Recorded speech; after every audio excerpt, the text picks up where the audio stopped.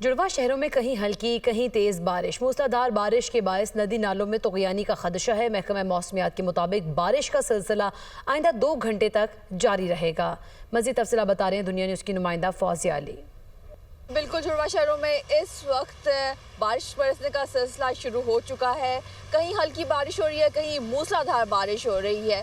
महकमा मौसमियात ने अलर्ट भी जारी किया था कि 1 से 3 घंटे के दौरान बारिश बरसने का सिलसिला शुरू होगा। इस वक्त मतला अबर आलूद है और तेज़ बारिश बरसने का सिलसिला जो है वो शुरू है। महकमा मौसमियात का यही कहना है कि मूसलाधार बारिश के बायस नशेबी इलाके ज़ेर आब आ सकते हैं। नदी नालों में तगयानी का खदशा भी जाहिर किया गया है और मौसम अगर आपको बताएं इस वक्त तो काफ़ी खुशगवार हुआ है। दर्जा हरारत इस्लामाबाद का इस वक्त 26 डिग्री सेंटीग्रेड है।